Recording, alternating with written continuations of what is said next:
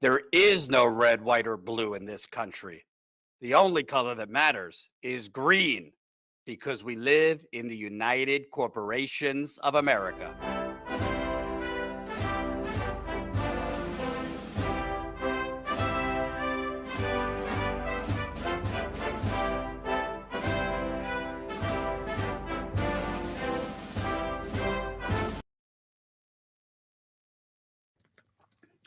Hello, hello, hello. Jordan Chariton live. It is Friday.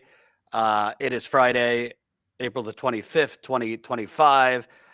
I wasn't planning on going live. Been pretty busy with some personal things as well as Status Coup things, but I do think this is kind of an emergency situation. Zeynab was able to hop on with me kind of short notice because apparently now we're just arresting judges in America.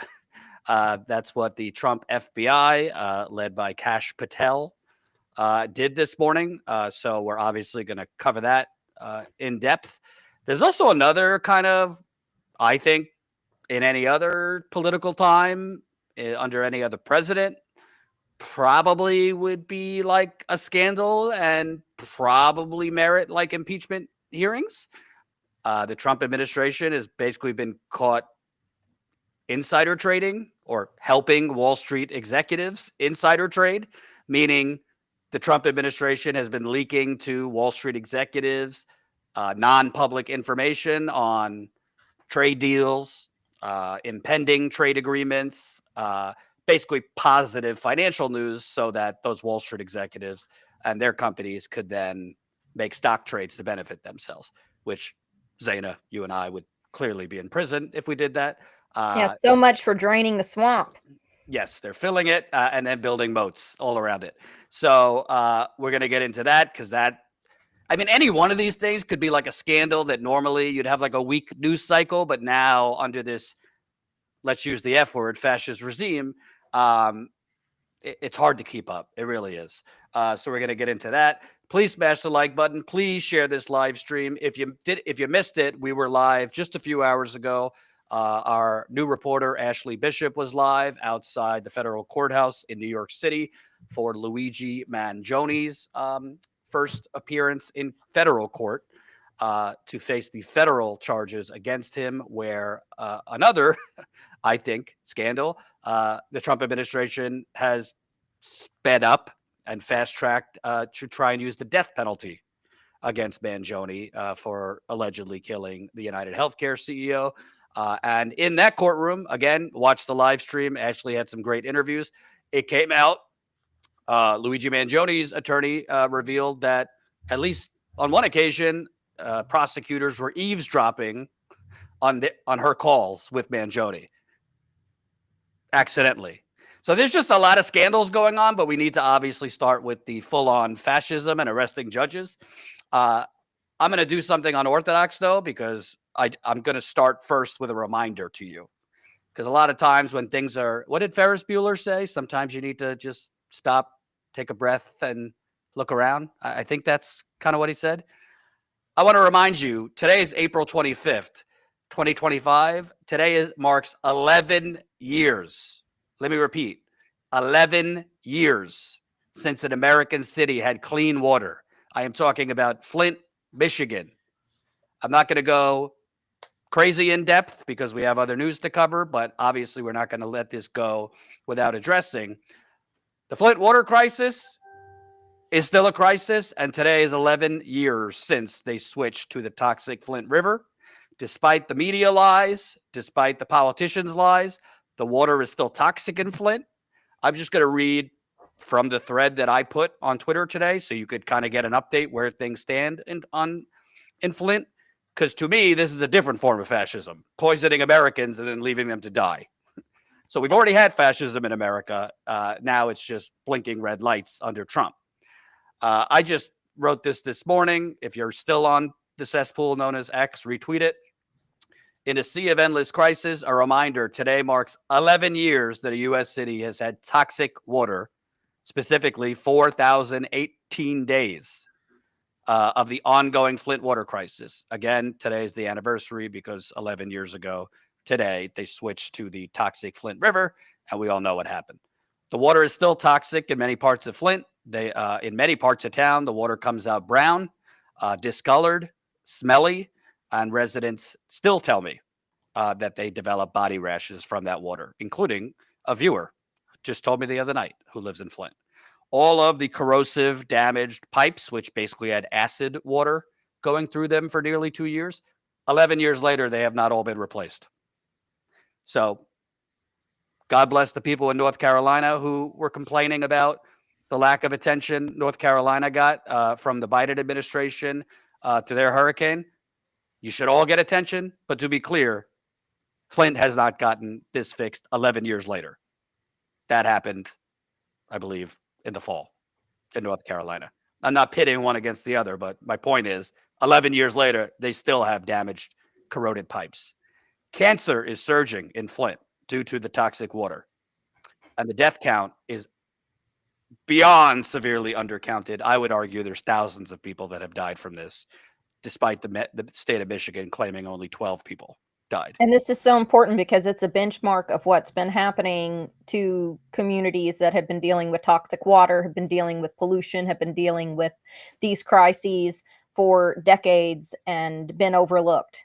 You know, Yeah. Flint is a bellwether. It's not an isolated incident. This is happening all over the country, but it's an important story to understand how this corruption happens and the fact that it's still being overlooked after all this time. And I mean, we don't have enough hours. We could go through the Native Americans and their high cancer rates because of poisoning they've endured for centuries now. Appalachians. So you're completely right. In another scandal, Michigan Attorney General Dana Nessel, who we broke this week, unleashed FBI and police to ram through the doors of pro-Palestinian University of Michigan students. Go check out that live stream we did the other day. We got exclusive video of an FBI raid on University of Michigan students for allegedly vandalism. They rammed in the doors with a basically ramming device and went into their home, guns drawn. Anyway, Dana Nessel, when she isn't busy targeting pro-Palestine students, she let the criminal politicians who poisoned Flint off the hook and is currently actively, I put that in bold, currently actively helping to cover up the Wall Street engineered financial fraud that poisoned Flint. All the details of that are in my book. And why that's so important, the Michigan Attorney General is refusing to provide me and other journalists documents that we've requested through Freedom of Information. First, she told me she didn't have the documents. That was a lie. I know she had the documents. Then when I threatened to sue publicly, voila, they said, all right, we'll look again. And then they magically found the documents, but told me they can't give it to me, citing some legal bullshit. They won't give me the documents because the documents would reveal basically the full roadmap of how Wells Fargo, JP Morgan, Republican officials and Democratic officials helped to engineer a massive financial scam that poisoned an American city. She's getting away with it because the media doesn't care about this other than me and Zeynab and Status Coup. So she gets away with it. Corruption. Politicians. That should be criminal negligence, Jordan. Not to interrupt, but it's criminal negligence. Oh, I think she should be charged with obstruction of justice, the Attorney General, because she basically sabotaged the ongoing Flint criminal investigation. But again, this is not a book promo. If you want to get my book, great. But all of the details, I want to get to the judge arrest. So all of the details of this massive cover-up, which is, I'm biased because I've lived and breathed this story, the biggest government cover-up I know of the 21st century. I think it's bigger than Watergate. Nobody died from Watergate. It was a bunch of knuckleheads breaking into an office. If it didn't involve the president, no one would give a shit. Thousands of people, I would argue, have died from this.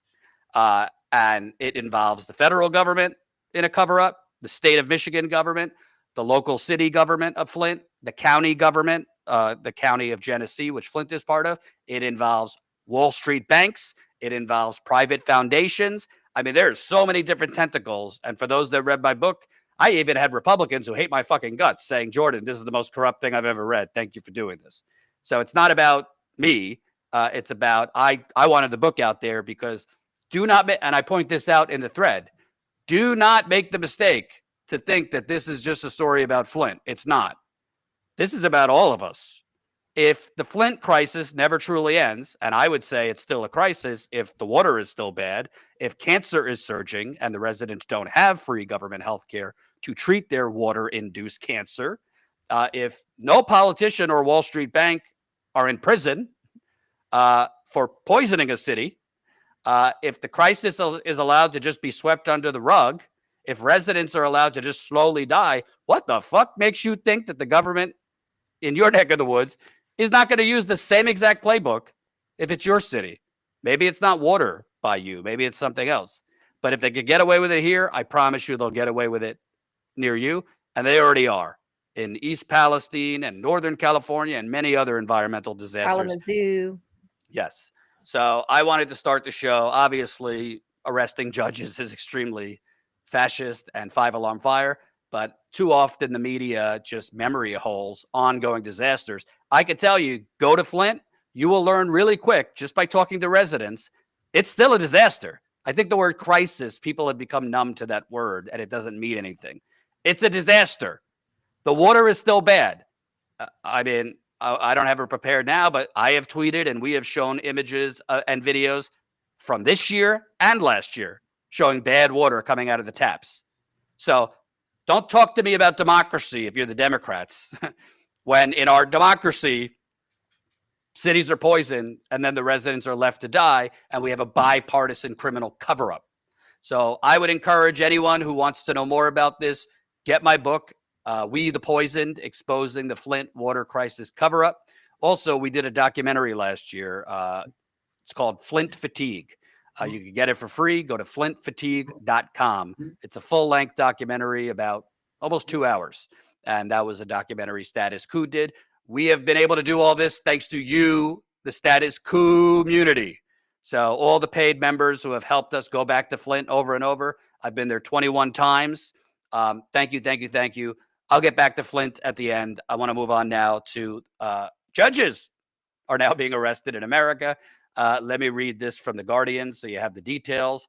The FBI has arrested a Wisconsin judge and is accusing her of obstructing immigration officials. Hannah Dugan was apprehended in the courthouse this morning where she works after the agency says she helped a man evade authorities. The FBI on Friday arrested a judge whom the agency accused of obstruction after it said she helped a man evade U.S. immigration authorities as they were seeking to arrest him at her courthouse. The county circuit judge, Hannah Dugan, was apprehended in the courthouse where she works in Milwaukee at 8:30 local time on Friday on charges of obstruction. A spokesperson for U.S. Marshal Service confirmed. Kash Patel, the pro-insurrection Trump FBI director, who I believe was involved in January 6th, wrote on X, "We believe Judge Dugan intentionally misdirected federal agents away from the subject to be arrested in her courthouse. Eduardo Flores Ruiz, allowing the subject, an illegal alien, to evade arrest." Kash Patel said the agents were still able to arrest the target after he was, quote, chased down and that he was in custody. Patel added that, quote, the judge's obstruction created increased danger to the public. I would argue that the ICE Gestapo standing outside courtrooms during immigration hearings is more of the public danger than what the judge allegedly did.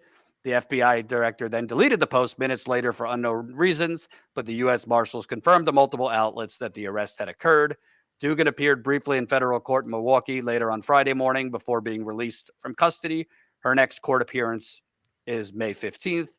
Quote, Judge Dugan wholeheartedly regrets and protests her arrest. It was not made in the interest of public safety, her attorney said.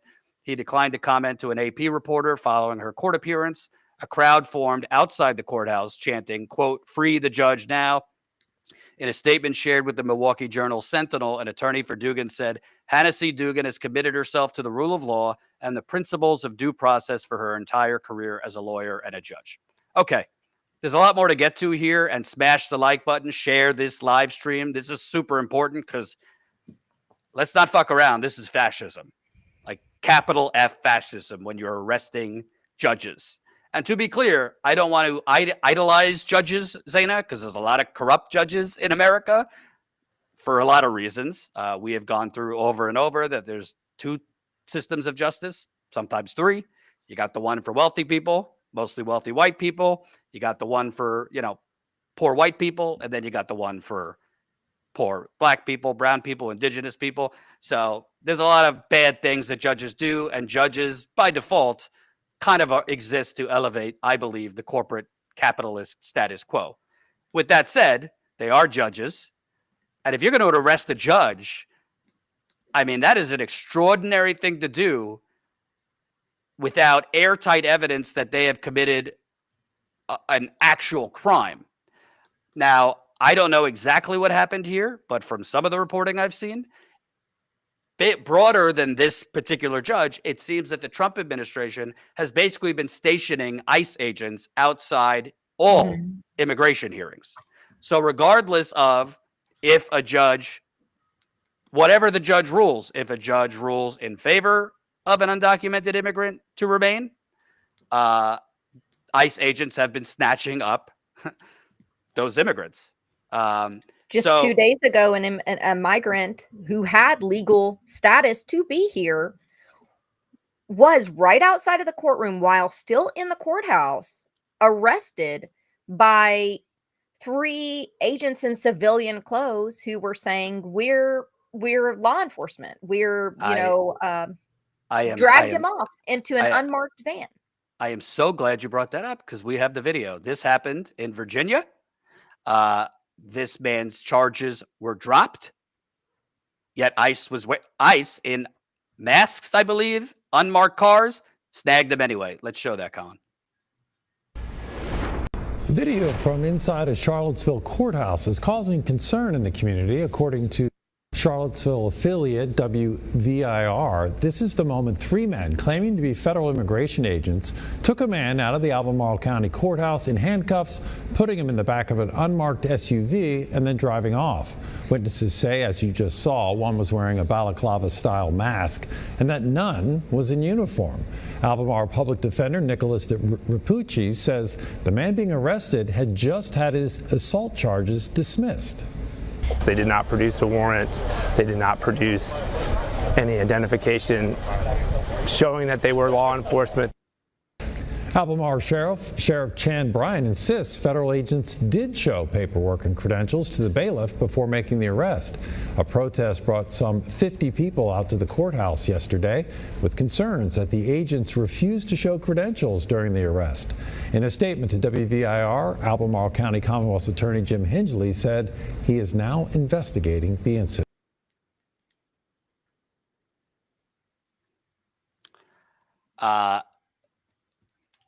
Let me give you some details about this. It's not directly related to this Wisconsin judge, but it's the same broader thing happening. Bottom line, in courts all over the country, undocumented people, even those that are here legally, they might have not been born here, but are legal, regardless of whether a judge rules in their favor. In this case, in Virginia, a judge dropped charges against this person.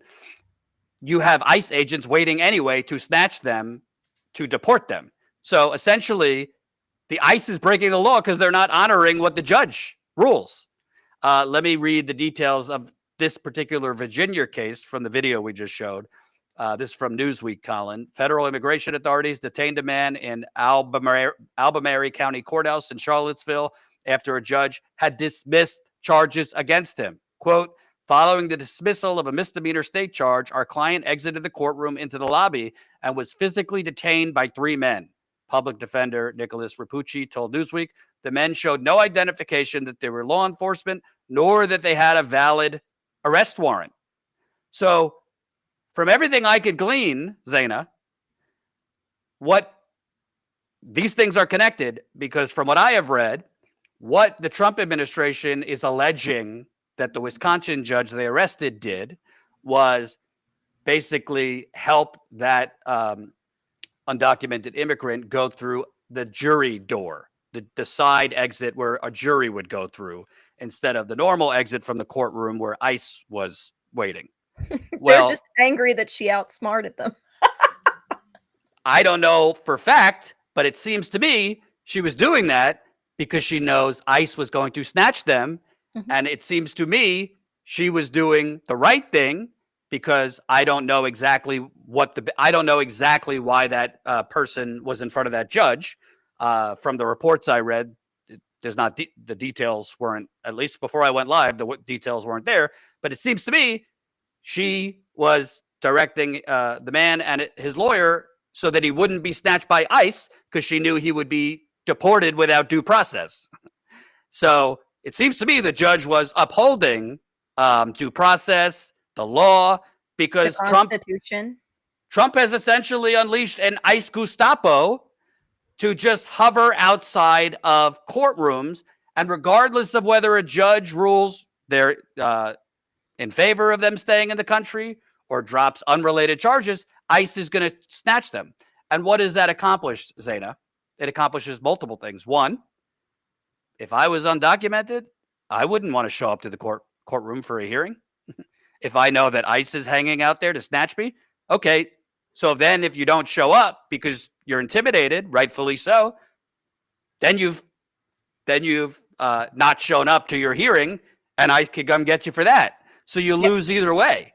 I mean, it's very alarming for both undocumented immigrants, but also judges. Even if the judge, let's say, even if you had evidence that she broke some type of law, which I don't think there's evidence of that, to arrest a judge without any process, without any hearing, without even, you would It's think. not clear what the charges are, even. I don't know. I mean, I could read you this from Trump sycophant Pam Bondi, the filing. Colin, this is the tweet from Jason Palladino. He's with DropSite. So I'll just read to you some of the motion they filed. Judge Dugan learns of ICE's presence and confronts members of the arrest team. Witnesses have described Judge Dugan's response to learning of ICE's presence. For example, the courtroom deputy indicated that when Flores Ruiz arrived, Judge Dugan already was on the bench and conducting proceedings unrelated to Flores Ruiz. The courtroom deputy observed Attorney A, the individual had photographed the agents, enter and approach Judge Dugan's clerk. Attorney A said that there appeared to be ICE agents in the hallway. Attorney A told the clerk where the agents were seated and what they were wearing. The courtroom deputy reported that the clerk then got up and talked with Judge Dugan. Judge Dugan became visibly angry, commented that the situation was absurd, left the bench, and entered chambers. At the time, Flores Ruiz was seated in the gallery of the courtroom. Another individual, Attorney B, was working as an assistant district attorney in Judge Dugan's courtroom on April 18th. According to Attorney B, there were approximately 8 criminal cases, including Flores Ruiz's case, scheduled for pretrial hearings this morning. Attorney B was aware that the victims from Flores Ruiz's criminal case were in court. While Attorney B was busy preparing for that morning's docket, Attorney B heard someone announce ICE is here. Shortly thereafter, Attorney B heard Judge Dugan say that she was going to call the chief judge before leaving the courtroom. Members of the arrest team reported the following events after Judge Dugan learned of their presence and left the bench. Judge Dugan and Judge A, who were both wearing judicial robes, approached members of the arrest team in the public hallway. Judge A's courtroom is located adjacent to Judge Dugan's courtroom. Witnesses uniformly reported that Judge Dugan was visibly upset and had a confrontational, angry demeanor. Judge Dugan addressed the deportation officer and asked if the deportation officer was present for a court appearance. When deportation officer A responded no, the judge stated that the deportation officer would need to leave the courthouse. Deportation officer A stated that the deportation officer A was there to effectuate an arrest. The judge asked if deportation officer had a judicial warrant, and deportation officer A responded, no, I have an administrative warrant. Judge Dugan stated that the deportation officer needed a judicial warrant. Deportation officer A told Judge Dugan the deportation officer was in a public space and had a valid immigration warrant. So, bottom line, seems to me the judge did the right thing here because they didn't have a judicial warrant for deportation for this person. It seems that the man was in court for a different reason. As far as I could tell, he wasn't there for an immigration hearing. So ICE basically is tracking undocumented immigrants, as we've reported, by the way, with the help of Palantir's, with the help of Peter Thiel's Palantir. So Peter Thiel, another one of these tech bro feudalist vampires that spent $15 million to get J.D. Vance elected to the Senate. Peter And Thiel. let's be clear, Jordan, this AI is what Israel was using against Israeli citizens across the country and in the West Bank to arrest people last year and year before, going through their social media, and anyone that was critical of Israel in their social media, especially people who were Arab or of Arab descent, but also everyday Israeli citizens. They were arresting them and jailing them, as well as jailing people who were saying that they weren't going to join the IDF. So this was implemented and tested out in Israel. These are IDF tactics, as well as wearing the civilian clothes, going to the courtrooms. These are IDF tactics that have been used in Israelis' apartheid. That is now being, just like we said when we covered Cop City. How many times did we warn about this, Jordan? That they were going to bring these tactics home. Right. And I think it's really important to point out here, we'll get back to the judge in a minute. You got to ask yourself, well, how is ICE tracking all of these undocumented immigrants? How does ICE know when they're going to be in court? For what are they in court? I mean, they have to have some tracking. That's where Elon Musk, Doge and Palantir, because Elon Musk, Peter Thiel, who is the founder of Palantir. Palantir is a tech company that helped the NSA illegally spy on American citizens. It's been reported, there's been a lot of reporting that Palantir got a contract to essentially help ICE target, through the use of AI, undocumented immigrants, to broaden the net, to broaden the scope, to broaden their database, and essentially track undocumented immigrants, which tells me they're tracking undocumented immigrants like this man. Documented and undocumented, Jordan. Yes. All migrants, because they're also tracking visa and green card holders and naturalized citizens. That's a great point. Thank you. So bottom line, that's how I think they're being able to track and show up at courthouses and stand out there. And the judge did the right thing here, because she sees whatever this man was there for. I don't know what he was there for. Maybe he committed a crime. Maybe he did not. That's not the point. They had an administrative warrant, which, coming from the Trump administration, which has become the banana republic, doesn't really matter. It's not worth. It's massive overreach. It's not legally binding in the same way. Exactly. A judicial warrant is what is binding. This executive warrant is bullshit nonsense, and it's under the Alien Enemies and Sedition Act. That's questionable as it is. The Supreme Court has already challenged whether or not these executive warrants, there's challenges in place through the Supreme Court that we'll see how they flush out about the use of these warrants.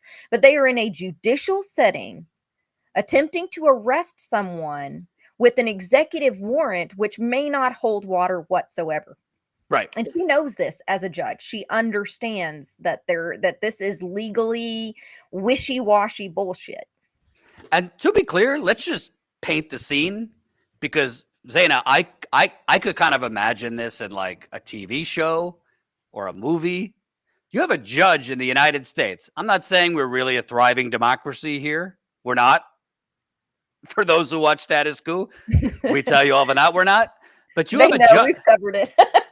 But you literally have a judge here who has to go out and basically tell the ICE thugs, like, get the fuck away, because your presence here is essentially illegal, to the point that the ICE thug has to say, well, we're just standing in a public space. We're allowed to be here. So you have a judge having to essentially rescue an immigrant from the illegal deportation and capture by ICE. That's why she was directing the immigrant. and the immigrant's lawyer to the jury door, which the Trump administration then twisted into she helped him escape. No, that's not what happened. She helped him escape an illegal deportation, an illegal arrest, which is her job. She's supposed She helped him avoid the Gestapo. Let's be real. Yes.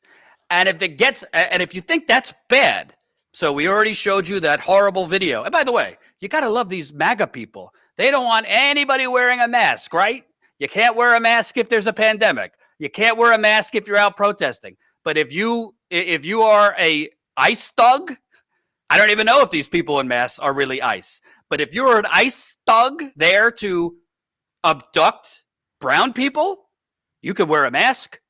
You don't have to identify yourself. You could show up in unmarked cars, which is what they do in the TV show 24 or some of these espionage thrillers. Those people, if you are deporting brown people, if you are terrorizing brown people, you could wear masks. You could be secret. You don't have to identify yourself. But anybody else who wants to wear a mask for health reasons or to not be wrongly arrested for exercising your First Amendment, rip down that mask. The hypocrisy is just vile. But Zeynab, I want to point out what Pam Bondi, who I don't even think you should call her the Attorney General. She is literally like one of Trump's fucking stupid Barbie dolls. The Attorney General is supposed to be the attorney for the United States for the people, but she is Trump's personal right-hand man, and that is not how the AG is supposed to operate. She is not an Attorney General in the semblance of what an Attorney General is supposed to be constitutionally. She's a sycophant. She might as well be his spokesperson on TV. This interview she did on this should really chill you because they're now threatening to arrest other judges too. Colin, let's play. I think the clip is from Mediaite. Let me, if I could, Madam Attorney General, come back to the Wisconsin case and Judge Hannah Dugan, because in allegedly letting the perpetrator and the attorney out through a non-public exit and allowed them to get out in front of the building, we had a situation where we've seen that I know Tom Homan was complaining about in Colorado, where there would be no transfer of a defendant from a jail to ICE custody on a detainer request in a way that was orderly and protected public safety. They would dump them off in a parking lot, and then ICE would have to chase them around with the DEA or whatever, or FBI, and pick them up. This ended up in a foot chase in public sight. It says here, a foot chase ensued. The agents, and this was a DEA agent and an FBI agent, pursued Flores Ruiz for the entire length of the courthouse, ultimately apprehended him near the intersection of West State Street and 10th Street. So the judge apparently has created a situation here where you have a public foot chase. And we all know that, well, sometimes they can come off without incident. They can also turn into very dangerous situations. John, that's exactly right. She put the lives of our law enforcement officers at risk. She put the lives of citizens at risk. A street chase, which is absurd that had to happen. But yes, she put a lot of people in danger. That judge did it. So did the other judge. Judge Cano is charged with. They were allegedly giving him assault rifles, AK-47s, AR-15s, with a suppressor, a known TDA member, letting him go to a shooting range to refine and perfect his shooting skills. What's happened to our judiciary is beyond me. Yeah, so when the American public hears this and they think these were once upstanding people in their communities and their professions, and they put it all on the line for this, I mean, have you dug into their motive? Like, what inspired them to carry out these acts and harbor criminals? They're deranged is all I can think of. I cannot believe. I think some of these judges think they are beyond and above the law, and they are not. And we're sending a very strong message today. If you are harboring a fugitive, we don't care who you are. If you are helping hide one, if you are giving a TDA member guns, anyone who is illegally in this country, we will come after you and we will prosecute you. We will find you. If I could just finish off with this idea, very significant development that you're arresting judges now. Now, it could be that the judges have engaged in terribly bad behavior. We will find you. I got a lot of thoughts. I'll start with you. what do you think of Pam Barbie doll there? I hate to attack Barbie, but I think that I think that there's some things that really stuck out to me in what she said that were a little bit more covert in her propaganda. She talks about citizens being put at rest. And if you listen to Pam Bondi, she's always talking about citizens. Citizens have a First Amendment right. Citizens have a right to due process. Citizens have a right to bear arms. So she's created this whole dynamic and framework and everything that she's been saying when she's been doing her media tours that focuses on citizen supremacy. It's a way of distinguishing between citizens have rights, citizens, you're better. These other people are less than human beings. They're less. They're not deserving of the same rights you are because you're a citizen and you're above. And that is what she's saying here. And when she's talking about putting quote unquote citizens at risk, it's more than a dog whistle. It's a freaking bullhorn that's screaming that we want all the migrants gone. And when she's talking about foot chases, who's putting who at risk with jackbooted, thugs in civilian clothes sitting and waiting outside of a damn courtroom, masked with unmarked vehicles? Like, that could be anyone. When they're not showing ID, they could steal anyone. They could be stealing our damn kids and whisking them off. You want to talk about child and human trafficking? These people aren't even showing ID and they're just showing up and kidnapping people. And then she wants to say, oh, this person was at a shooting range or whatever BS she was throwing out there. That's another fearmonger tactic, as if and the judge gave it or something with no foundation to anything. She's just spouting anything she can to scare people. And the judge gave them the guns to go to the gun range. Bullshit. Utter bullshit. It's a lie after lie after lie. She's a freaking Fox News fear-mongering pundit that's sitting in the seat of attorney general. It's appalling and it's dangerous. I think there's so many layers to this, and please, if you can, thank you. I don't know if I'm pronouncing your name right. Realven just signed up as a Status Coup member. We need more people to sign up as paying members because we're about to send Ashley on the ground to do a reporting trip. And some of what she's going to be covering on the ground soon is exactly this kind of shit. There's a lot of outlets that are, hyperventilating about this fascism from a studio. We're going to go out soon on the ground and put a face to it. And if you came to this late, we were live earlier today outside the courthouse interviewing people outside Luigi Mangioni's court hearing. But I think there's a lot of different elements to this. But I think we need to take a 360-degree view, because fascists often up the ante, put their foot on the gas in terms of the illegality, the authoritarianism, the complete disregard for the law, to distract, to make you look this way so you don't see what's going on over here, right? Steve Bannon has called it the flood the zone strategy. Just toss so much shit, illegal shit, crisis shit, bigoted shit, that people can't keep up. People inside Trump's circle has said that he and some of his thugs, like Stephen Miller, have said, just lie. And we know all politicians lie, but his philosophy is, if you lie enough, people will believe it. So that's the two tactics are flood the zone and just keep lying about it until people believe what you're saying is the truth because you've lied about it with such fervor. But I think what's going on here, and of course, what matters is the fascist part of it. But I also think Trump knows that things are about to get really bad economically. I want you guys to understand that, because the media is not going to tell you this. I think this is a really good thread to explain it to you. Colin, I just sent it to you. I'm just going to read this. So this is from the founder and CEO. Can I say something really quick before I lose it?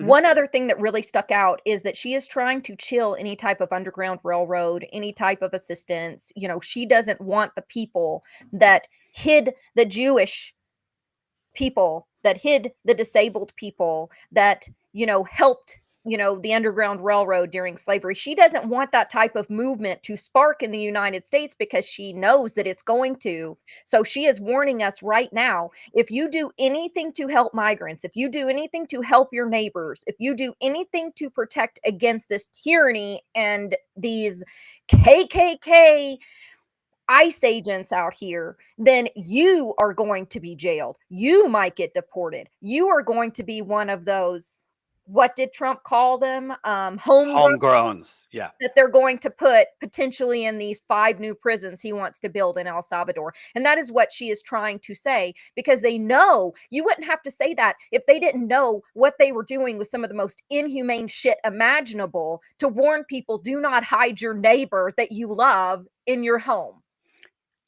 Zeynab bringing the fucking fire. I love it. Yes. All right. I want to read this because to me, this is what Trump is trying to distract you from by upping the ante. Obviously, he doesn't care about the law. This is from Molson, founder and CEO of a consumer products company. The White House has put itself and the country in a bad situation, but doesn't realize it yet. Around April 10th, China to USA trade shut down. It takes 30 days for containers to go from China to LA, 45 to Houston by sea, 45 to Chicago by train, 55 to New York by sea. That means that there are no economic effects of what was done on April 10th until about May 10th. Around that time, it already started to happen. Trucking work is going to dry up. Warehouses will start doing layoffs because no labor is needed to unload containers, and some products will be out of stock, reducing the need for shipping labor. And this will all start in the LA area, Los Angeles. After about 2 weeks, it'll start hitting Chicago and Houston. Let's say the White House, after 3 weeks, changes its mind on May 31st. Quote, this isn't working out like we thought it did. Tariffs back to zero. Let's say China says bygones be bygones. We'll go back to how things were. We all know that's not going to happen because right now Trump and President Xi Jinping are in a dick measuring contest. Let's say every factory in China that got screwed by their orders being canceled says the same thing. No problem. We'll make it and ship. The problem is, even under the most favorable conditions of China and the factories restarting economic ties as though nothing happened, it will be at least another 30 days before economic activity is revived. And that's just in Los Angeles. In Chicago, Houston, you'll need to wait another 45 days. New York at that point will still be getting containers from before April 10th. They will then have 50 days of zero economic activity. Bottom line, there's already been some effects of Trump's insane tariff stuff because we've seen layoffs at Stellantis, car companies, we've seen layoffs elsewhere. But the actual supply line, the shipping delays, the lack of product, you're not going to see that till beginning of May. I believe a lot of this upping the ante, and I think just when you think it can't get worse, he arrests the judge. Well, what could happen around beginning of May when the worst of this economic stuff happens? Are we then headed to he's just going to start arresting American citizens? He already has arrested some American citizens. They already have detained Native Americans. I reported on that a couple months ago and held them for 8-9 hours without a phone, not allowed to call a lawyer. I think this economic carnage that Trump is responsible for, I think he's going to up the ante on all this authority. When I say up the ante, I mean go further. I think he's going to do a lot more to try and distract, and the media will bite. The media will bite on all this stuff, which we have to cover. So the layoffs, the evictions that will happen as a result of layoffs, the increase in homelessness that will happen because of people losing their jobs, that's not going to get as much attention. It's going to be swept under the rug. It'll be normalized because of this. And I got to say, Zeynab, I think we've talked about this. I think this is headed for one direction and one direction only, and that is a massive spree of arrests of American citizens.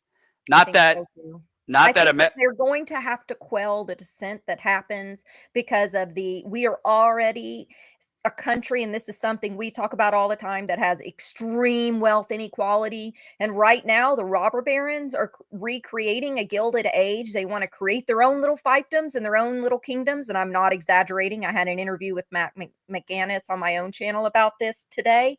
But they want to create their own little, this is a coup. It's a literal coup. We've always had fascism. We've always had corporatization, but they are taking it to a whole other fundamental level. And at this point, they're like, screw the workers. We can replace them with robots and AI. And that is not hyperbole. That is not. Naomi Klein has done some great work on this as well. This is something that there's those two steps of fascism. One is population control, and the other is basically stealing all of our damn wealth, the little bit that we do have. And they have to have that control in order to do the theft. And that's what we're watching. We're watching them use that control to do the theft. Both things are tied together. Well, to be clear, they've already been stealing our wealth for the last 40 years. We show the chart all the time. But part of this tariff insanity, and I've been on the record, I'm for tariffs when they're targeted, like against an industry, against specific companies, not tariff diarrhea across the board against, 75 to 100 countries making up numbers like 145%. I mean, that's insanity. Penguins. Yeah. Tariffs against penguins. You can't even find loony fucking right-wing economists to say this is a good idea. And there's a lot of loony right-wing economists.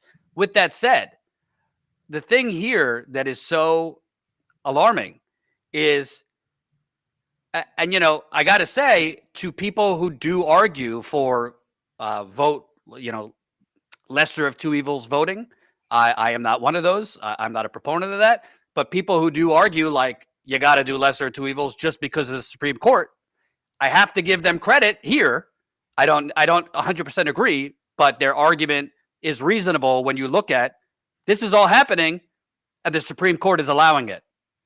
That's why the Supreme Court is so important. And I give their argument for, I don't agree with lesser of two evils voting, because I think if you keep the Democrats enabled what we're seeing now, and we'll get to the Democrats later.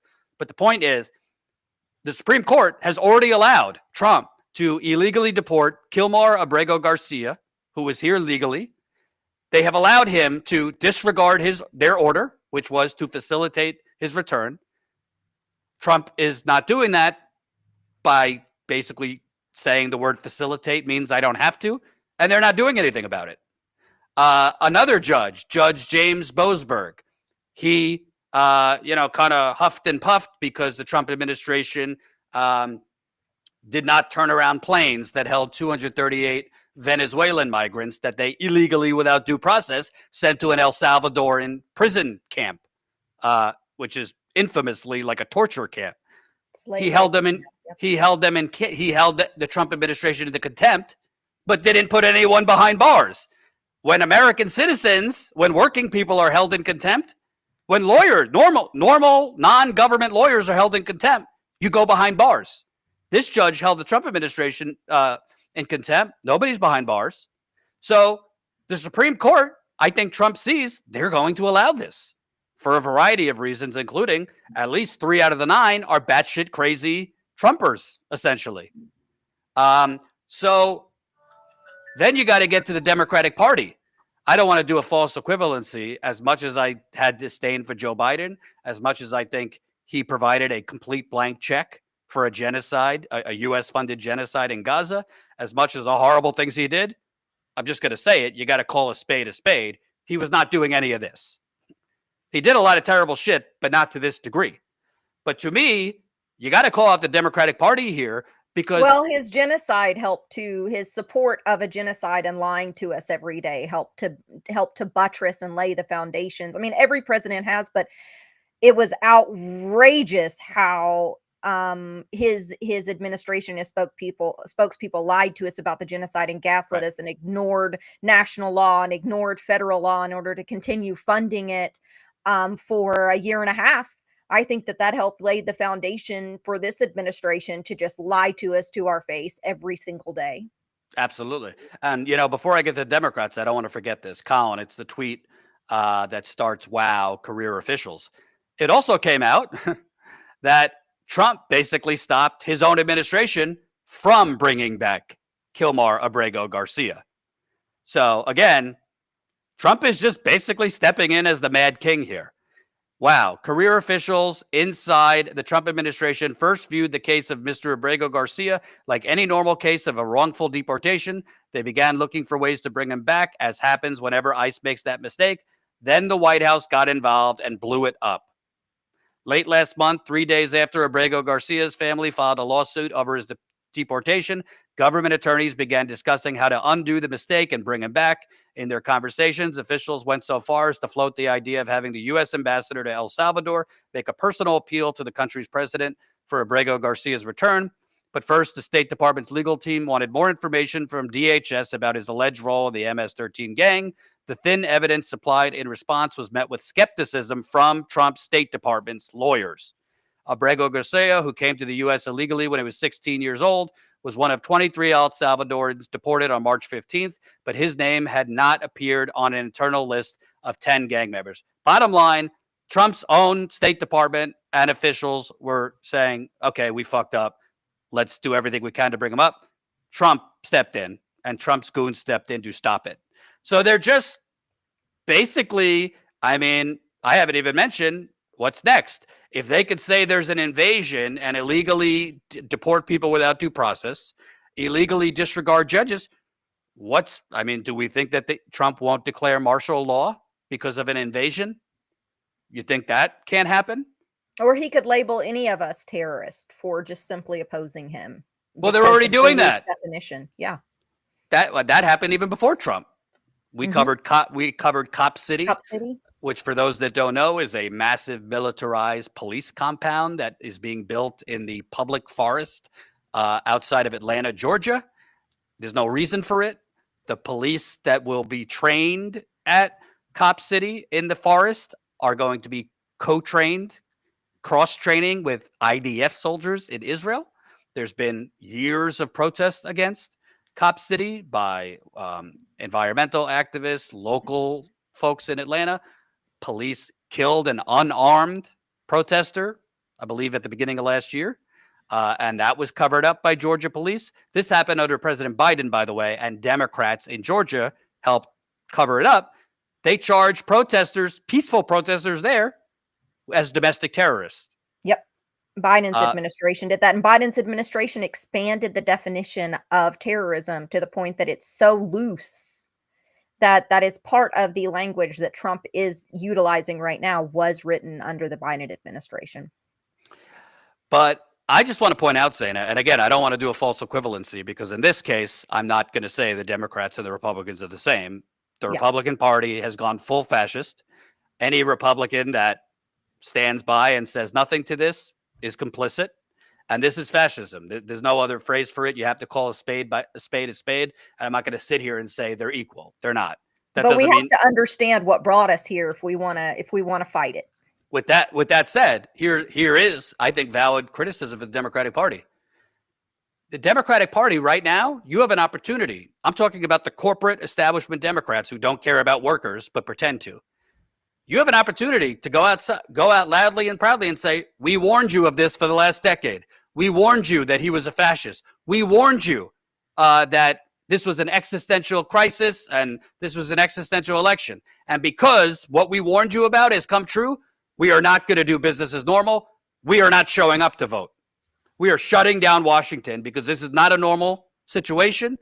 There will be no voting.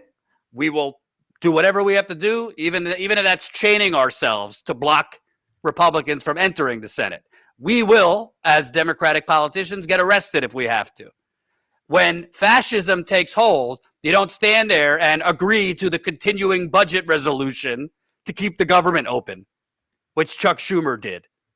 When fascism takes hold and they're arresting judges, when they are illegally abducting and deporting both legal people here legally and undocumented people, but not giving them due process, when they are wrongfully detaining Americans, like Native Americans, there have been Hispanic citizens here wrongfully detained.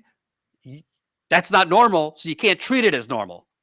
there are realities. The Democrats don't have the presidency, the Senate, and the Congress. So they don't have subpoena power right now.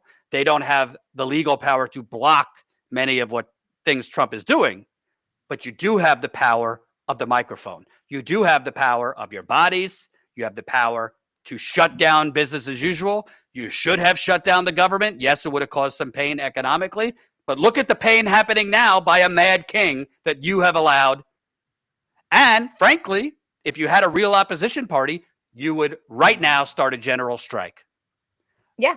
What would that general strike mean? We are shutting down commerce. You have an out of control fascist as president. He does not care about checks and balances, and the Supreme Court is allowing it. So there has to be a shutdown of commerce. There has to be a shutdown.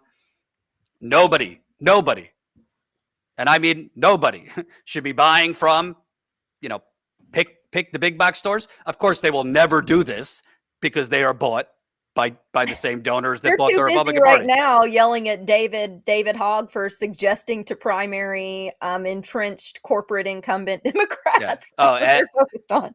Ashley has a great video on that we're going to post tomorrow. Oh, does she? Good. On the DNC now putting a gag order on the one young elected leader it has doing anything to try and, get rid of the old corporate hags. But I got to say, I know some people will watch this and say, Jordan, now's not the time to criticize Democrats. Well, what happened under Hitler? People did nothing. People said, oh, he's joking. I said this to my parents who are both Trumpers. I said, because my dad's a major Jew, so I try to bring it to the level of the Holocaust. There was a lot of Germans who said, oh, he's just a little bombastic. He's not going to actually do any of the things he's saying he's going to do. So if I was a Democrat right now, which I'm certainly not, I would shut shit down. I would not show up for voting. There would be no committee hearings. There would be no. I would galvanize to make the hands-off protest that we saw a couple Saturdays ago an everyday thing. They're not going to do that. So we're left with essentially a mad king, a Supreme Court of essentially court jesters that will let the mad king do whatever they want. And I don't have the roadmap for how to stop this. Frankly, I know the Democrats are going to tell you the answer is only elect us back. But I don't think that's actually the only answer. It is a answer because I think you got to get rid of Trump. But I don't think that's the only answer, but that's the one that they're going to fundraise off. And that's the one they're going to tell you that the only thing to stop this is giving the Democrats back power in the 2026 midterms. I don't think we can wait that long. I don't think the people that are going to be hurt by Trump can wait that long. And frankly, I think the First Amendment is on the line. There's a lot of things on the line, but freedom, what makes America America, and it's not a perfect country. I believe it's the United Corporations of America, but at least what we had in the past was freedom of speech, freedom to assembly, freedom of the press. It's not perfect. Freedom of the press has been attacked under Democrats and Republicans. Freedom of speech has been restricted under Democrats and Republicans, but this is not a restriction. This is a fucking demolition of it. Your thoughts before we move on? Oh, no, I completely agree with all of that. If they wanted to do, the Democrats actually wanted to do something, Hakeem Jeffries, it was Booker, because Jeffries did a speech the other day where he didn't include anything that was actually happening, and we saw something similar with Booker's record that he broke. A lot of people saw that as standing up, but he didn't mention what was happening in Israel. He barely glossed over ICE and the arrests and immigrations and deportations. He glossed over some of the worst and most egregious things happening right now. And then he went on to make 2 abhorrent votes directly after. He went on to approve one of Trump's picks, and he went on to send more funding to Israel. So, dude, no, like, you did this whole theatrics and then you went on to vote in line with the administration. Like, what the hell are you doing? And you approved of sanctioning Al Green. Like, get the hell out of here. Yeah, if they wanted to do something, they would be encouraging people to fight back, but they would be standing alongside of us and just, instead of just telling us it's all in our hands, there's nothing that they can do. They're feckless, completely feckless. And by the way, hate to say it, I've been on record. I'm happy Bernie is doing this fight oligarchy tour. I just wish he was directing them to actually do something. He did the other day just put out a call out for thousands of people to run for office. So the devil's advocate you could say, well, Jordan, he is doing something with it. He's telling people to run for office. Okay, but you can't wait till the midterms. The train has left the station. Fascism is here. You can't just say, well, let's wait till the midterms. Something broader has to be done. So if Bernie and AOC are going to keep politics as usual, and they're Right. operating like it is. So if Bernie and AOC are going to continue doing these fight oligarchy tours, which I think is a good thing, I think people need hope right now. I think the energy is great. I think the fact that they're getting 20,000 people out in some cases and deep red states, it's a great thing. But the call to action has to be more than run for office. That's a good thing, but that's not an immediate thing. When you start rounding up judges, when you start illegally deporting people, when you start rounding up people with no due process, when you start palling around with modern day Pinochets, like the El Salvadorian president, and I think soon enough, when you start arresting American citizens, he could start sending American citizens that he calls terrorists to Guantanamo. He's already been on a hot mic saying we want to arrest some of our homegrowns and send them to new prisons in El Salvador. It's likely coming. When they start talking about making lists of autistic people and dehumanizing the entire disabled community as we're just useless eaters, which was the terms that Nazi used, but that's essentially what we were called because we can't, apparently I can't hold a job and I'm right here speaking with you, Jordan, and I can't, I can't pay taxes. I don't pay taxes, By the way, the attack on disabled people is no joke either, because some of the first people they always go after are autistic people, because autistic people tend to think outside of the box. They tend to challenge authority. In almost every fascist regime, we're some of the first people they go after. So this is not just a regular everyday red flag. This is a massive red flag that they are trying to go after, and they are trying to dehumanize and are actively dehumanizing disabled people. They're dehumanizing us as if we're some burden on society instead of people to be supported. Right. And by the way, go back to what the Nazis did. They started a registry on disabled people. That's right. That was one of their first acts. Yes. So I also want to point out, who do you think are going to be the homegrowns that they start sending to El Salvador or Guantanamo or who the fuck knows where? Black sites. It's not only going to be undocumented people. It's going to be climate protesters. It's going to be Free Palestine protesters. It's going to be hippies protesting outside of BlackRock. Not that those are the only people that protest. Could be journalists like us.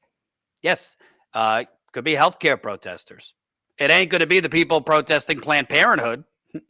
It's not going to be, those lunatics that protest funerals. It's going to be the Proud Boys or the straight up neo-Nazis that are good guys on both sides, apparently. It's going to be like the guys in Charlottesville. It's going to be anti-capitalist protesters. It's going to be anti-war protesters. It's going to be climate crisis protesters, healthcare for all protesters. Hey, we just covered the Luigi rally earlier because we've been covering the case against Luigi. We've been covering the outpouring of anger and fury that has been unleashed since the murder of Brian Thompson, not at the alleged killer, but at the murderous for-profit health insurance industry. You don't think they could start rounding up terrorists because there are people out there supporting a, quote, terrorist Mangione? They are redefining the law and just discarding it. That's what fascists do. And when that happens, you don't respond to it by, hey, run and get them out of office. No. You know what stopped Hitler? Not an election, a world war.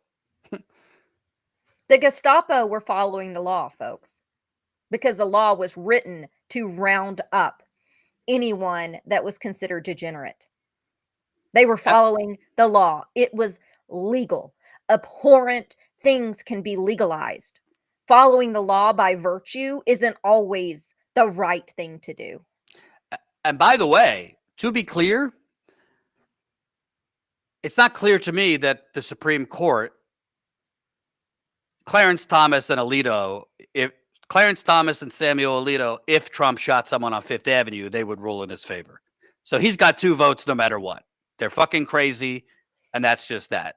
The other 3, Coney Barrett, Neil Gorsuch, Brett Kavanaugh, occasionally go the other way, but they overturned Roe v. Wade. They ruled ridiculously to give this man and then future presidents essentially immunity, complete immunity to break the law when in office. Let's not forget, you also had, it's not just what Trump is doing. What Trump is doing is going to unleash fascism at the state level, which has already been happening.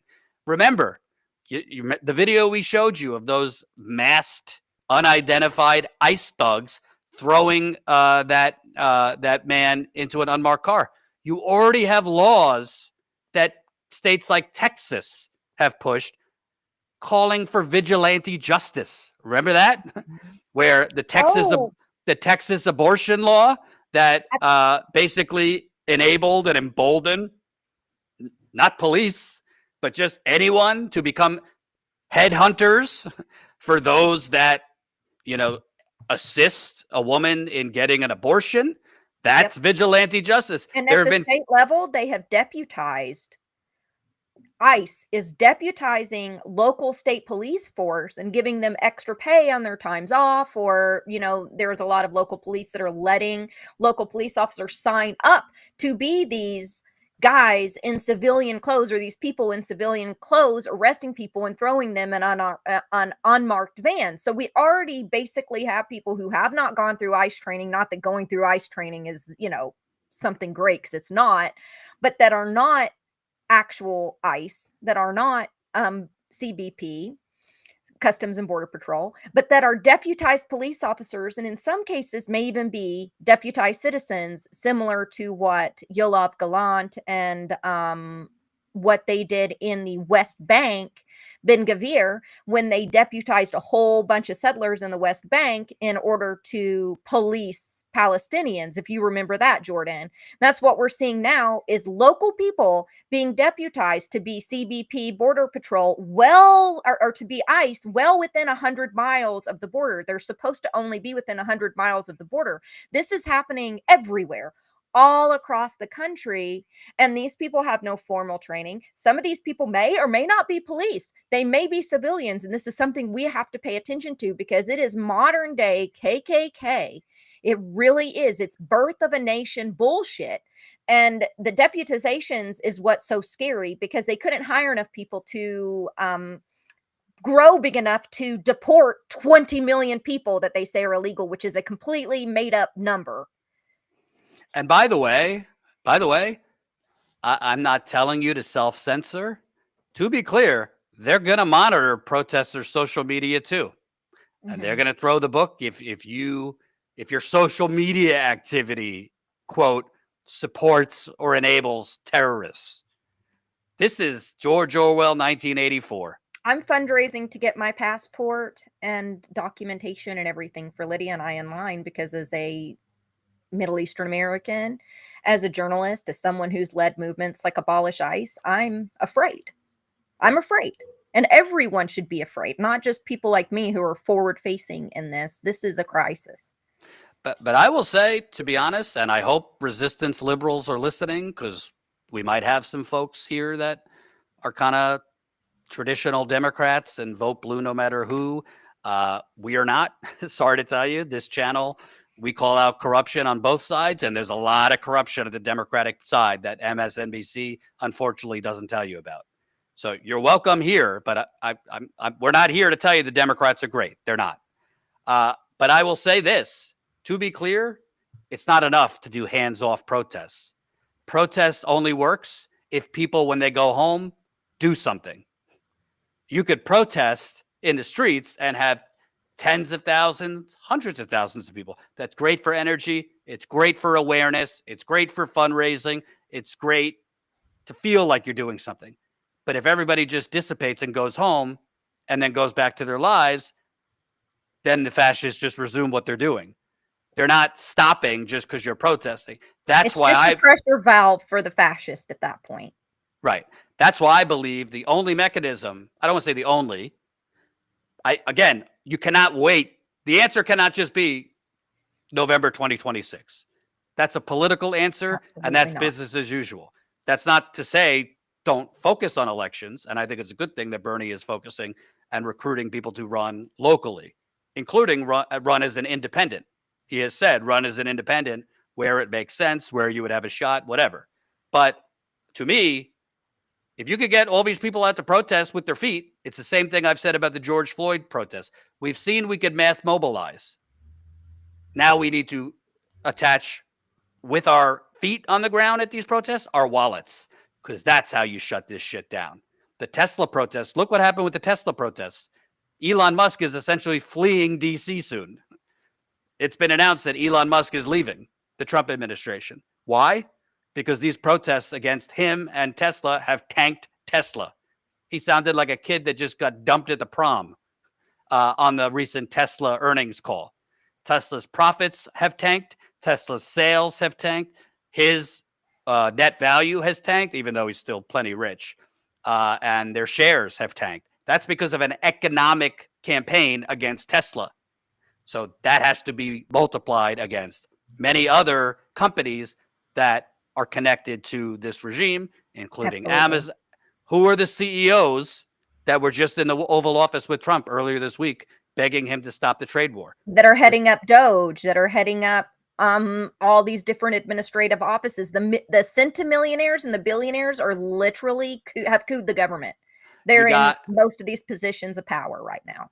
Earlier this week, you had the CEO of Home Depot, the CEO of Target, the CEO of Walmart, cradling Trump's balls in the White House, begging him to pause on the tariffs. The next day he paused. Obviously, Zuckerberg has showered Trump with money. Bezos has showered Trump with money. Musk, I don't need to say. I mean, boycott. That's what I'm saying. I mean, we should have a general strike for a lot more reasons than Trump. But if Trump is the reason that we could get it off the ground, I'll take it. Real quick. I want to get to this other story before I got to go take care of my child. If a judge wasn't arrested, Zeynab, I would say this is kind of a scandal and this should be a leading. And if it was Biden, could you fucking imagine if what we're about to talk about happened under Obama or Biden? Oh my God. We had something similar, but it was nothing to this extent. Yeah. We cover a lot of corruption here, and this is not a 5-alarm fire. This is a 10-alarm fire of corruption. I want to read you this tweet. This is from a Fox Business so-called journalist, Charles Gasparino. He's a Wall Street guy. He's covered Wall Street for a long time. Scoop. People inside the Trump White House are alerting Wall Street executives that they are nearing an agreement in principle on trade with India, according to my sources who are senior Wall Street executive with ties to the White House. No details on timing, and recall that we have been here before with Japan, only to have the goalposts change and terms renegotiated.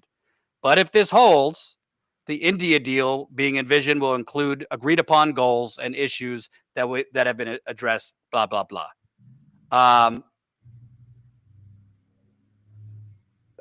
This tweet from Aria Kavler.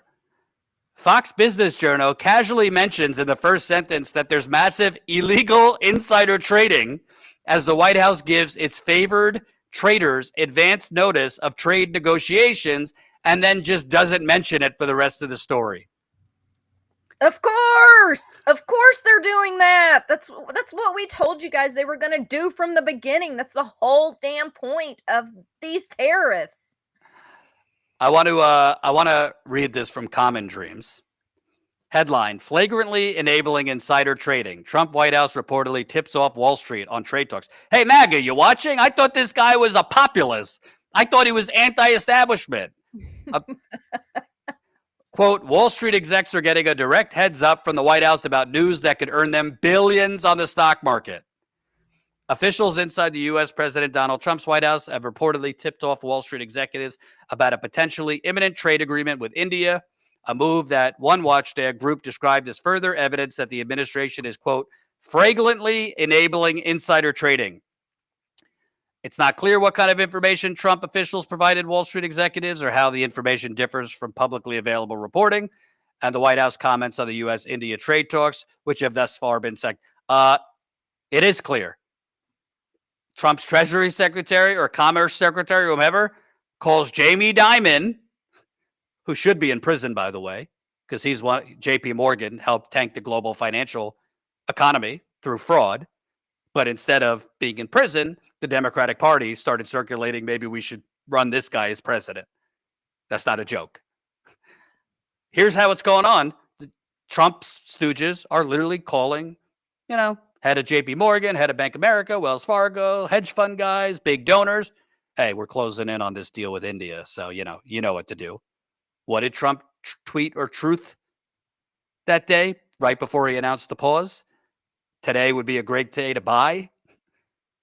I mean, if you don't understand what this means, essentially insider trading by in back channel private communications, giving these Wall Street executives a heads up. Hey, we're close to a deal with this country or this and that. You're then Jamie Dimon or these Wall Street execs. They're getting on the phone with their stock traders, with their company divisions. Hey, start buying up X, Y, and Z.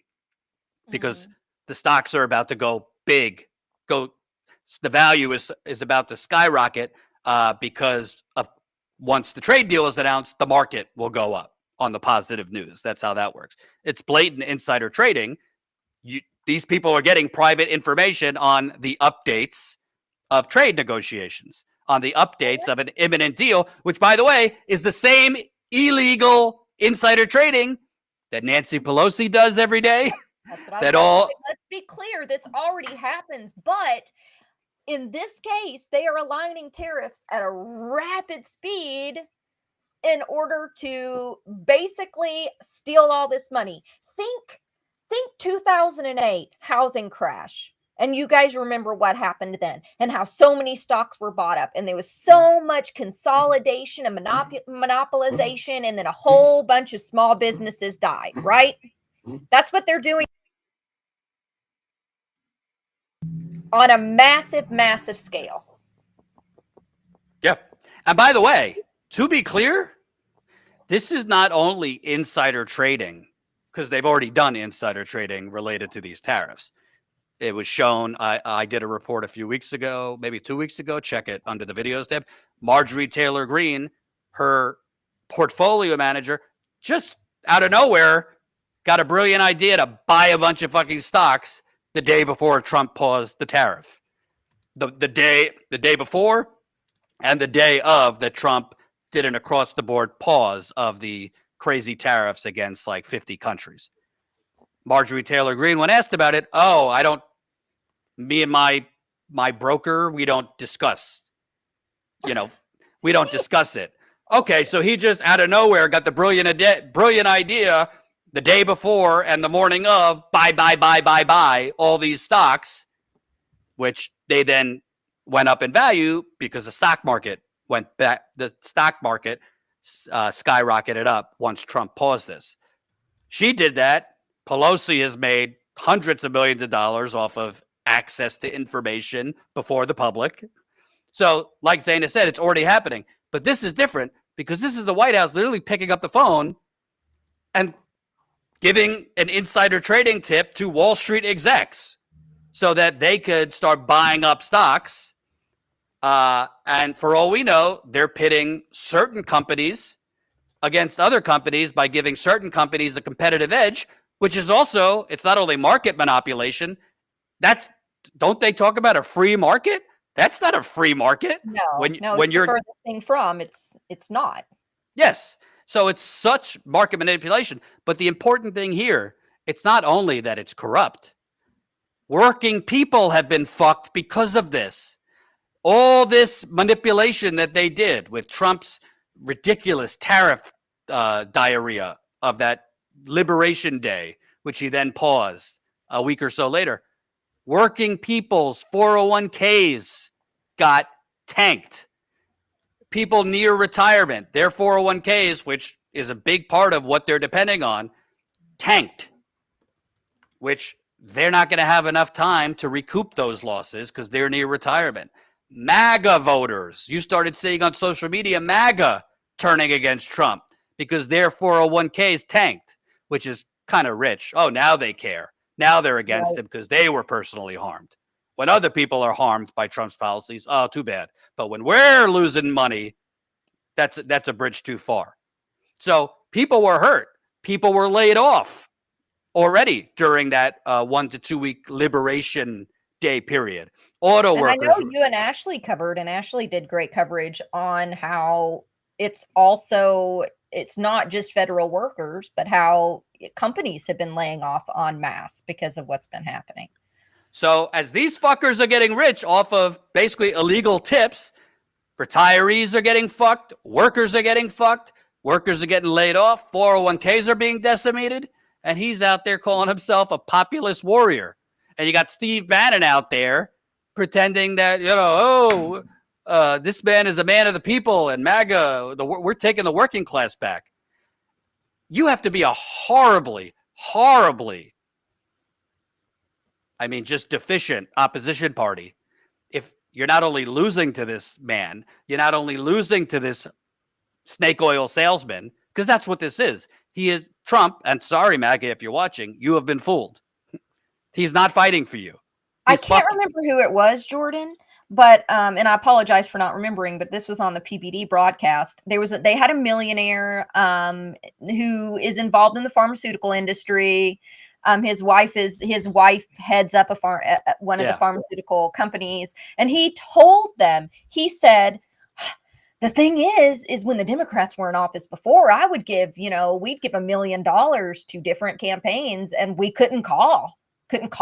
They didn't even respect us. We couldn't even call and talk to them. He's like, but under the Trump administration, all I have to do is call one of his administrators and I get through and they'll talk to me about whatever my needs are right away. And I'm like, dude, not a good thing.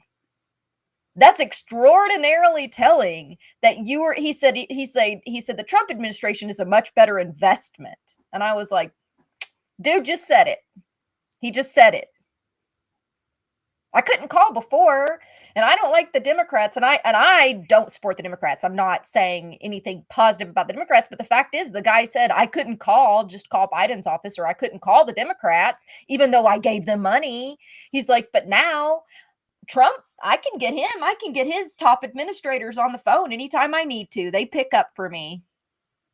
That's real respect, he said. And it's a good investment. And in the last part of this, and we'll file this under, I got a bridge to sell you. Donald Trump himself doesn't deny any of this. Yeah. Headline, Yahoo News. Trump says he can't rule out insider trading by his staff. You just can't make it up. Trump has said he cannot rule out insider trading by his staff after his tariff announcements triggered a huge stock market swing. The Trump administration has been hit by a wave of accusations that staffers have been sharing tips on tariff policies and the progress of trade negotiations, allowing traders to get ahead of massive market turbulence. The president said on Friday, I could commit to myself. That's all I could commit to. Meaning he's saying I could commit. I'm not doing it, but I can't speak for all those around me. And by the way, I have a bridge to sell you if you think Trump isn't doing it himself. Speaking to reporters on Air Force One, Mr. Trump said that although he could not be completely sure about everyone in his administration, he hires honorable people. Yes. He said thousands of people work for me, but I can't imagine anybody doing this. I have very honorable people, so I can't even imagine it. Yeah. Well, you don't have to imagine it because he's already publicly did it. 2 weeks ago, he truthed on Truth Social. Today would be a good day to buy. Mm-hmm. That was Donald Trump. That was Donald Trump publicly giving a heads up to all these Wall Street people. Something's coming down the pike. Again, Marjorie Taylor Greene started buying up the night before and that morning. I'm sure we're going to find out as more politicians release their stock disclosures of their trading and selling that more politicians bought up the day before and that day. And let's remember, just yesterday, same day, Trump announced that the top 20 people that buy his meme coin can have a personal dinner with him. I don't know what more to say because, I have two thoughts. It would be very easy and probably very profitable for me and for us to just join the resistance, say, down with Trump, this is fascism, and fuck it, let's reelect the Democrats. There are channels doing that, and they are doing much better than us. I could, I could name a few if we want. Brian Tyler Cohen might be a nice guy, but there are channels that are just Midas touch.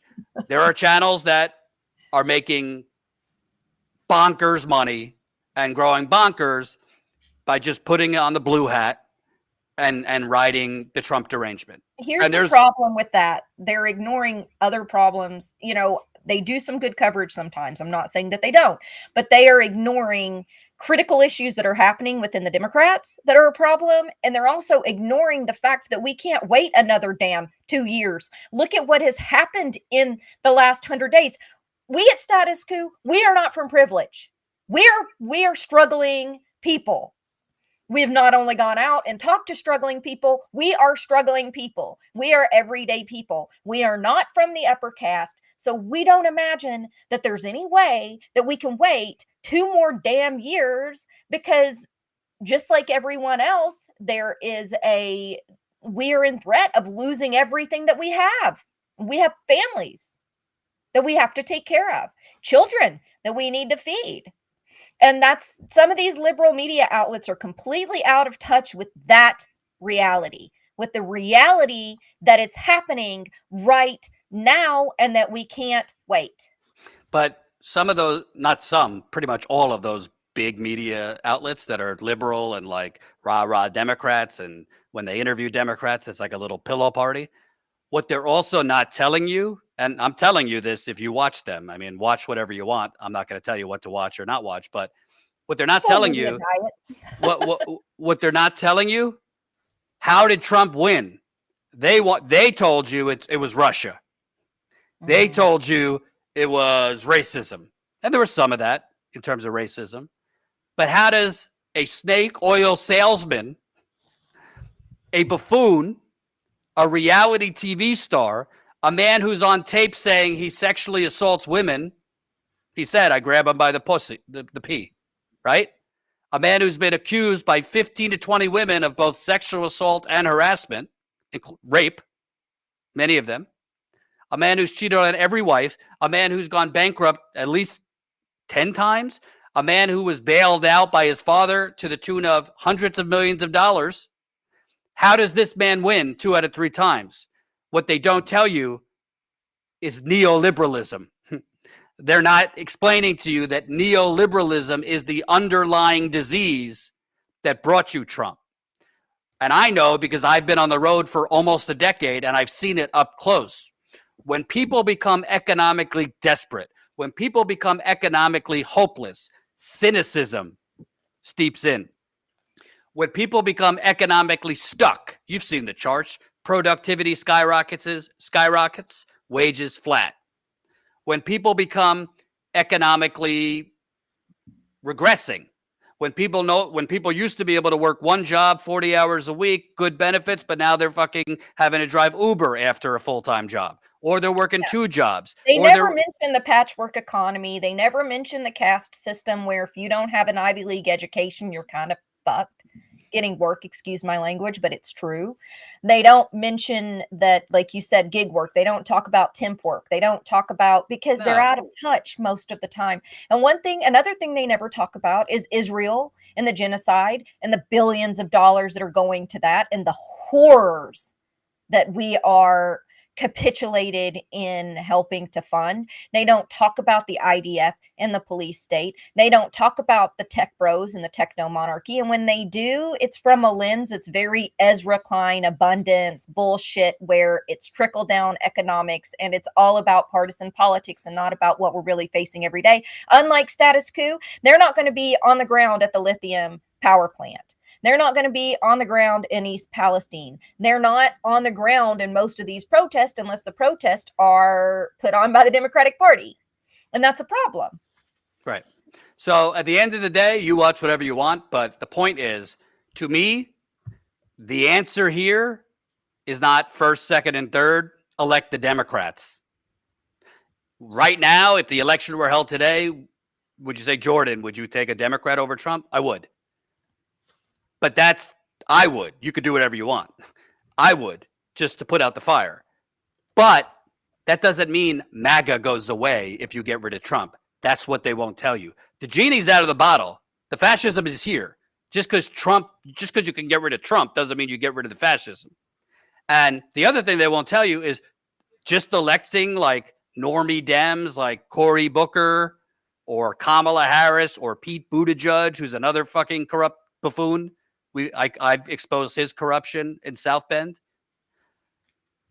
We're just going to do the same cycle over again in 4 years after that. Because what's going to happen if you elect these corporate neoliberal Democrat hacks that won't give you universal health care, that are only going to give you crumbs in terms of, tax credits and, maybe something incremental here or there. That's exactly what Biden did. Biden's approval rating was at its highest when he did the COVID relief bill because it actually provided things for people. He had like a 70-something approval rating. Then he started moving to the right. Then he abandoned the $15 minimum wage that he ran on. He abandoned a public option, which he never mentioned again after winning. He abandoned $2,000 checks. He did a lot of small ball things, and people got fed up. And then you had inflation, and a lot of people who don't even like Trump said, I might not like him, but prices were lower. So if you just elect another corporate Democrat who's only going to provide the masses crumbs, people have short-term amnesia in America. People have short-term memory in America. They're not going to remember the Trump part in 4.5 years from now. They're just going to say, well, if a Democrat, President Buttigieg or President Newsom didn't do much. They need to go watch our interview with Greg Palast too, because in 2 years, by the time we get there, and I am not being hyperbolic, there are so many voter ID laws and things like that that are happening that are actually suppressive to voters and literally votes being thrown out and like the hysteria and everything. There are real clerical things happening to suppress elections throughout the country. That on top of what the insane fascism that we've had the last 100 days, how the hell do we know in 2 years there's even going to be any semblance of any kind of election? Right. We might have jackbooted people in standing out in front of polls like we had during segregation by then. And I'm not kidding. Things are so outrageously insane that you cannot be over hyperbolic right now. This is where we're at. That's the reality. I don't know if there's going to be elections in 2 years, and the Democrats are so worried about, Cat Abugzela or whatever running. And I'm like, guys, we tried the Justice Democrats thing. We tried it. We covered it here. We tried reform. It didn't work. And you know what? We don't even know if we're going to have time. I'm not saying people don't run local. I did a whole video for Status Coup on that and how you can run indie. People should run. But what I am telling people, especially locally, because we might be able to get through, but you're exactly right. We cannot wait. We don't have the damn time. Stuff has to happen right now, whether it's you going to your city council meeting and saying, what is this town getting ready for? What's coming down the pike? How are we making sure our schools are funded? How are we going to have food in food kitchens for people? Are we starting a community garden so that we can feed people? What are we doing here so we can protect ourselves? But then on top of that, we need organizing like boycotts, strikes, union organizing, and others, because 2 years from now is a freaking eternity. This last 100 days has felt like a millennia. And I'm sorry to be a little raw. But before I go, because Zaina's going to finish the show, I got to go take care of my kid. I was about to say you went 40 minutes over. My wife's going to kill me. Something else needs to happen right now, Zaina. You know what that is? The masses have to sign up as paying members to Status Coup. We need your support.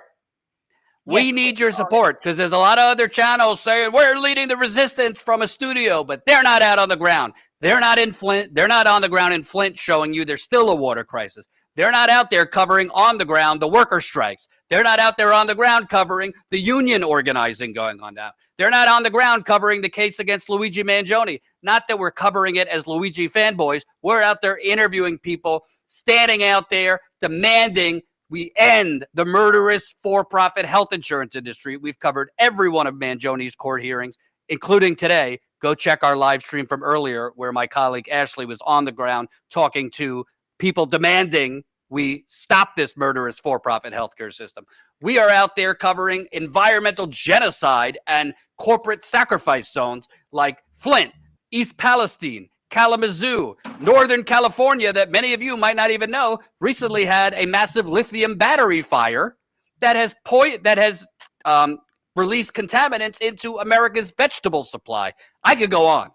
We need your support. Part about this is supporting independent media, because you have even the guy stepping down that had 60 Minutes this week because 60 Minutes is capitulating to this administration. And he says, I can't do my job anymore, so I have to step down. You have Jeff Bezos that took over the Washington Post. You have NPR and PBS being defunded, gutted, and bending over backwards. The independent media is the last bellwether of the Fourth Estate, and supporting us, and I'm not just saying this to help pitch Status Coup, we need people on the ground. We need this. It is part of the resistance. It is part of what we have to know what the hell is going on. If we don't know what is going on, we're going to be uninformed, and it's going to hurt us in the end. So yes, please support us. We will try to be on the ground wherever and whenever we can. And if you guys have information about what is going on in your local area, whether it's you were laid off because of what's happening, whether it's like what somebody sent in yesterday, the great coverage Ashley did about the doors being rammed in by ICE, please let us know. You can send it to us anonymously, but we want to hear from you guys as well and share your stories. And I know that there's not a lot of news outlets out there that does that. So please support us. Please send any information you have. $5 a month. The link's right there. That's 16 cents a day. You want to give it to the resistance crowd that's sitting in their studio and their ivory tower bloviating bullshit out of their assholes? Or you want to spend $5 a month for real guerrilla journalism on the ground? StatusCoup.com/join.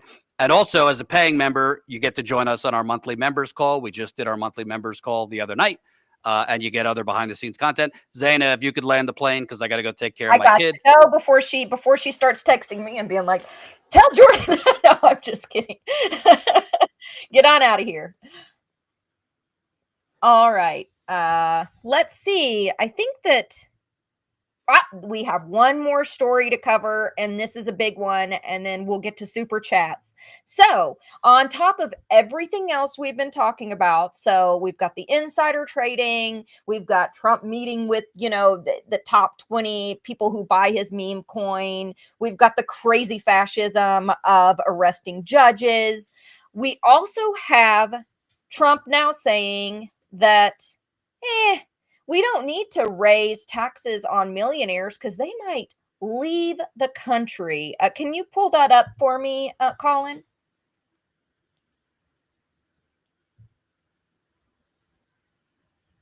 Do we have that video? And then secondly, would you support a millionaire tax? I think it would be very disruptive, because a lot of the millionaires would leave the country. The old days, they left states. They go from one state to the other. Now with transportation so quick and so easy, they leave countries. You'll lose a lot of money if you do that. That would, and other countries that have done it have lost a lot of people. They lose their wealthy people. That would be bad, because the wealthy people pay the tax. Okay? Sir, how did the talks today go in London?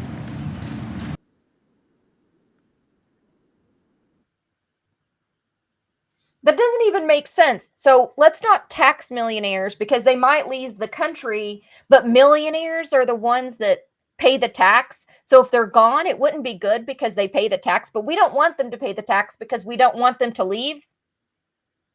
Make it make sense, because it sure as hell doesn't make any sense to me. And this is what happens when we elect billionaires to office who they themselves don't want to pay any damn taxes and never have.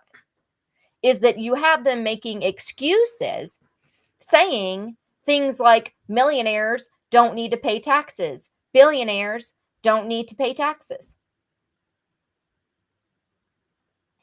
So on top of doing back-end deals, on top of them rigging the entire rigging Wall Street, which they've always done, but to an even more outrageous extent. Now we're talking about not taxing billionaires as they gut the entire administration, as they gut funding for school libraries, funding for pre-K education and early childhood education was almost completely defunded, as we're looking at an $800 billion tax or $800 billion financial cut to Medicaid, which could render Medicaid completely unusable and gone. So yeah, those are some additional good times that we have to look forward to. $1 million. You got $5 million. You get the fast track. You get to come into this country and become a citizen immediately. But millionaires here aren't going to pay taxes, and we're going to lay off 50% probably of our workforce by the time this is done. And to hell with poor people. Let's now start looking at rounding up the homegrowns, because somehow we're going to have to keep these poors in line, because they're going to start getting rowdy. That's what we got. So yeah, let's go on to some super chats, and we can see what you guys have to share with us today. Thank you so much, Yalen. Is it Yalen Trends? Thank you so much for becoming a member. Welcome to the Status Crew. Hi, Denise. It's good to see you. Thank you so much for your super chat. There were many German military personnel that spent time in prison because they refused to follow the unjust laws too. Good for her. I completely agree. Dereliction of duty is what it's often referred to. There is a responsibility. If everyone remembers, during Nuremberg, I was just following orders was not a proper response and did not keep people from facing the consequences for their horrific actions. Thank you so much. Is that Raylavan? That's a beautiful name. Thank you so much for becoming a member, and welcome to Status Coup. Gina from New York, thank you so much for your gifted membership. Someone got lucky today. Thank you, Gina. Raylavan gifted 5 members. Thank you so much. The gifted memberships are awesome to see. Thank you, guys. That's really appreciated. The Willie Bragg Show. Hello. How are you doing? Thank you so much for your super chat. I used to make fun of Trump derangement syndrome by the fake libs. Not anymore. Today, Jair Bolsonaro would be jealous of Trumpian fascism. I think Bolsonaro would be jealous of Trumpian fascism. And I think that Trump's fascism is very, very similar to the totalitarian regimes that we saw rise in the 40s. And there are many historians that are saying that the parallels are striking. It's almost like they took a rule book from that era and are laying it over what's happening today. Nancy Martin, thank you so much for your super chat. That's awesome. And if you had something that you wanted to type in there and say, you're always welcome to type it into the chat, and we can read it. Also, if you want to check Rockfin, I don't know if we can check Rockfin. I know that we had someone donate to Rockfin the other day, and we didn't read their chat, so I just want to make sure that we don't miss that call. And if we can, I don't know how to check Rockfin.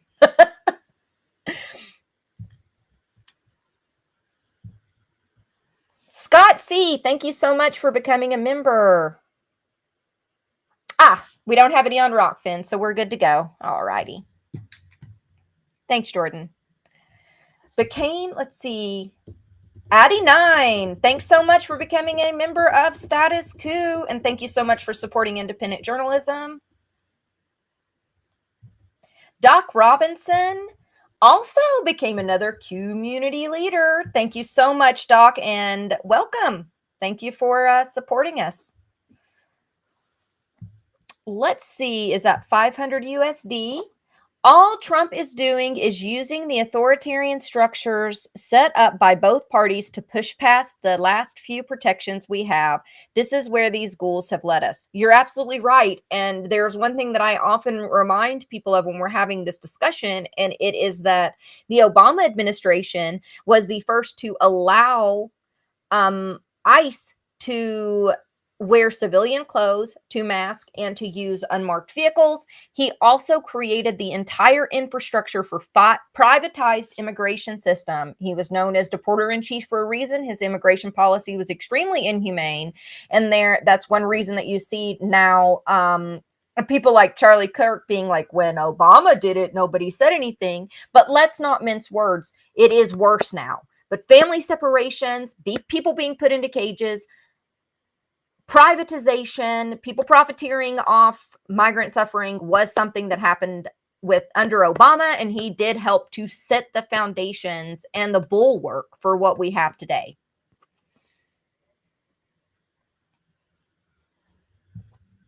Heather Upton, thank you so much, Heather. Thank you so much for your super sticker. Woo! Let's see. Aborrego Azul became a member. Thanks so much for joining Status Coup, and thanks so much for supporting independent journalism. It's much appreciated. KTS worker, you are great informants, but we need you to lead. And we do need people to lead, and I think that's going to take a whole community. We need, I always say, we don't need heroes. We need bullhorns. We need community organizing, and we need to stand together. KTS worker, it's not the info, but delivery. Fear freezes. Thank you. John Garn became a member. Thank you so much, John. Thank you for joining Status Coup. Let Arts Live. Thank you so much for your super chat. KTS worker, please review super chats. I'm trying to inform from the front line. I'm SWer. I mean, the best intentions. No, thank you so much for your feedback. I've been helping lead messaging for the last 20 years. Or for the last 15 years. So it's always good to hear from other people. I helped lead Medicare for All, abolish ICE, and others. You do need a balance between being angry, giving information, and talking about what movement and what can be done. There are moments, though, when you don't want to undermine or underrepresent the seriousness of what is happening. Sometimes fear is part of the response in organizing, but I do agree with you that we need hope too. Was that the last one? And I thank you for your feedback. All righty. Well, thank you guys so much for joining. And remember, you can donate at statuscoup.join/donate statuscoup.join. Please go there. Please join. Please donate. It's $5 a month. There we go. statuscoup.com/join. Thank you. My dyslexia was getting it all over the place in my mind. I appreciate that. And so please come join us. Check out the latest work we have going. Also, check us out on Substack because Ashley has been doing some really great pieces on there. We have a lot of coverage coming up. You can also find me and follow me on bullhornbulletin.com. I do work there as well. And I have an interview today that just came out with Matt McAnnis, who has been covering the tech bros and people like Curtis Yarvin and their creepy dreams for a techno monarchy and creating their own little fiefdoms and kingdoms within the United States. And the scary part is some of what they have wanted to do and their plans are what is being carried out right now under this administration. So it's important to know who these people are. Thank you guys so much for joining. And I appreciate your time. See you guys again soon.